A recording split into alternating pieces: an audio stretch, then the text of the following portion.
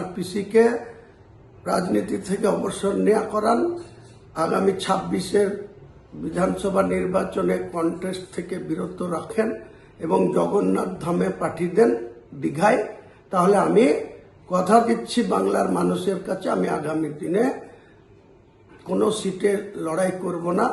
আমার যে JUP party, সেই পার্টি অন্য কাউকে চেয়ারম্যানের দায়িত্ব তুলে দিয়ে আমিও শুধু মসজিদ নিয়ে আর ওই সৌদি আরবে যাব, পবিত্র হজে গিয়ে হজ করে এসে আমি ইসলাম ধর্মাবলম্বী মানুষের হয়ে কাজ করব পৃথিবীতে যে কটা দিন মহান আল্লাহ তাআলা আমাকে বাঁচিয়ে রাখেন বা হায়াতে রাখেন।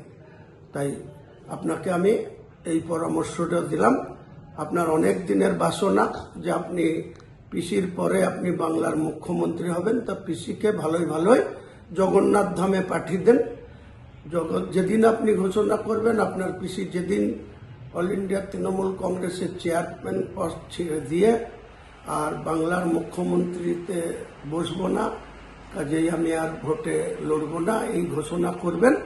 আমি তার 24 ঘন্টার মধ্যে আমার জেইউপি চেয়ারম্যান পদ থেকে সরে আসব এবং আমার যে জেইউপি পার্টি, জনতা উন্নয়ন পার্টি, অন্য কারো হাতে দায়িত্ব দিয়ে আপনাদের সঙ্গে সরাসরি নির্বাচনে প্রতিদ্বন্দ্বিতা করবে।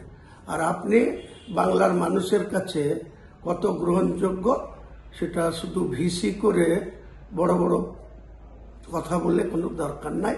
আপনার পিসির বেলায় আপনি এক ধরনের, আর আমার বেলায় আপনি নিদান দিচ্ছেন, এটা বাংলার মানুষ আপনাকে নিরপেক্ষ দৃষ্টিভঙ্গি নিয়ে এই কথা আপনি বলছেন না, সম্প্রীতি রাখার কথা বলছেন না। আপনাদের মধ্যে কত সংকীর্ণতা আছে সেটা আমি খুব ভালো করে জানি। আগামী দিনে আপনারা ঠিক জবাব পেয়ে যাবেন। নমস্কার।